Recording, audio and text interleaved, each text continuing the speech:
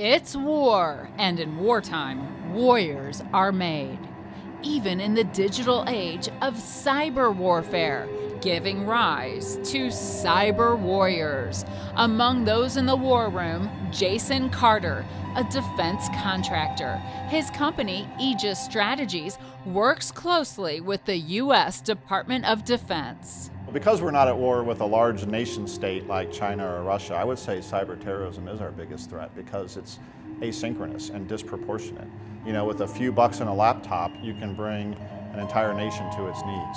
As a retired U.S. Navy commander, Carter explains how he's faced enemy attacks before. I was in the Pentagon on September 11th when the plane hit and fought fires and evacuated people there. I was on the USS Grayling when we had a submerged collision with a Russian submarine 20 miles off the coast of Russia in the early 90s. So we're patriots. And together, Carter and his Aegis Army are engaged, fighting the enemy in this new way. Aegis is a subcontractor for the U.S. Air Force, responsible for cyber protection strategies. We send out experts all over the world who fall in on an Air Force base, examine their technology, examine their practices, recommend best practices to them, train them, help them to improve, and then do an assessment and hand a report to the commander saying, here's how you can get better. The company also created new cyber protection software for Scott Air Force Base near St. Louis. Critical because cyber terrorists are lurking just outside the walls. Maybe not in this sense, but they are on the dark side of the firewall, and they want in. Carter explains the allure of Scott Air Force Base, its role with the Department of Defense. We're the transportation center of the DoD, and the transportation industry for the DoD relies on commercial business partners. Airlines, commercial sea liners, commercial trucking companies. While a lot of the command and control for the DoD is done on classified networks, because we're dealing with commercial partners who don't have access to those classified networks, we do it right on the internet. Well, let's give a hypothetical scenario. We were in, say, a hot war somewhere in the Middle East or in the Far East or anywhere in the world. It's away from our hometown, and we've got to ensure that supplies are continually flowing to the front. If you can disrupt that mission and send the supplies in the wrong direction, send the wrong supplies there, confuse us so that we don't know what supplies are needed, that's crippling to our ability to fight a war. Cyber terrorists can act on behalf of state sponsors of terrorism, terrorist organizations, or they are individuals. Organized crime is also behind attacks. In this case, 7 Iranian hackers working on behalf of the Iranian government are wanted by the FBI for international cyber crime. This is the first time the United States has indicted state-sponsored individuals with hacking to disrupt networks of key U.S. industries.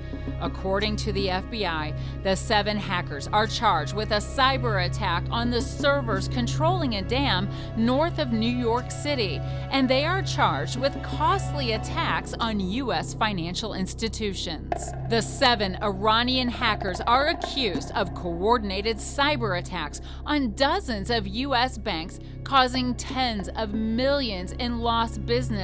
Wells Fargo, high profile in St. Louis, was one of the banks hit. Wells Fargo is among several high-profile financial institutions in St. Louis, making the city a target for cyber attacks. MasterCard's Global Operations Center is in the St. Louis area. Hacker group Anonymous named MasterCard as a target in a month-long hacking campaign against major financial institutions and banks. For this reason, and some others, along with Scott Air Force Base, St. Louis has become a prime target for cyber attacks. Carter says the city is also a healthcare industry hub, adding another layer. It's not your healthcare records necessarily they want, it's an identity-rich environment. That's why Carter says he's not surprised by a recent study from Enigma Software that shows St. Louis is the 3rd most hacked city in the country. trailing Tampa and Orlando. St. Louis also has one of the country's leading innovation districts for new technology companies. In the middle of it all, cybersecurity startups like Bandura. Bandura's CEO, Suzanne McGee, has been in the trenches of cyber battles since the beginning, launching a company called TechGuard in the year 2000 from her basement in Baldwin, Missouri. TechGuard is also a contractor for the Department of Defense. Her first company took off during the Clinton administration. They realized everything was going digital. So way back then, they said we need the private sector to help us secure the critical infrastructures of the United States. And that's what put this cyber warrior to work. Having ongoing success with government contracts, McGee says she wanted to offer cyber protection to private companies to further strengthen the country in this age of cyber warfare. There are 10 to 12 million identified IP address threats on the internet at any given moment.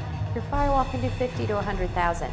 So Bandura built software that could process out in front of a firewall 100 million. 100 million, that's 1,000 times more, at line speeds without slowing anything down. We can filter all that before it even gets to the firewall. Now let that firewall go deep.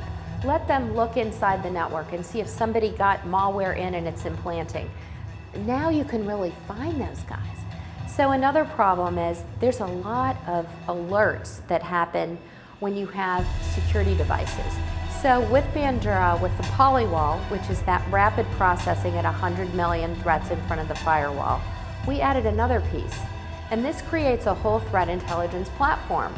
And that's a new category of security products. McGee says Bandura's cyber protection software is advanced, yet simplified, so it's user-friendly. We're right there in front with this threat intelligence platform that we feel is the most robust, automated, auto-updated, simplified, and then takes automatic action for you, closing the gap between identification of the threat and protection. As Bandura's innovations continue to grow, McGee says she's committed to sharing cyber intelligence. The company signed an agreement with the Department of Homeland Security to be part of a program sharing information. Aegis is also on a mission to help the St. Louis region. Carter launched a nonprofit organization for cybersecurity workforce development. I'm serving as the president of the board, and we're hosting it right here. And we put forward a fair sum of money to hire an executive director and an assistant and get it off the ground. Tony Bryan is the executive director of the Midwest Cyber Center of Excellence. Information security is constantly changing. By the time you finally figure out what is happening, then it's probably too late, and we have to adjust our parameters and what we're going to do to prevent the next attack. So I think because it is constant, it is changing, the needs are always evolving, which is what has created the largest need for employers. In St. Louis or wherever there's demand. We're trying to build cyber warriors who can defend us against those things. So cyber protection is an aspect of that, preventing you from getting in. Cyber forensics is an aspect of that, which is after you've got in, figuring out what you got access to, what you did with it, where you are, who you are, those kinds of things. And then, frankly, it's no secret that we also have cyber attackers ourselves, so we can give as good as we get. Earlier this year, the United States declared a cyber war against the Islamic State to shut down the terrorist group's networks, disrupting ISIS communications and critical infrastructure. Cyber defense is cutting edge, using the most advanced innovations as protection from the growing threats and attacks that are becoming increasingly harmful, frightening, and crippling.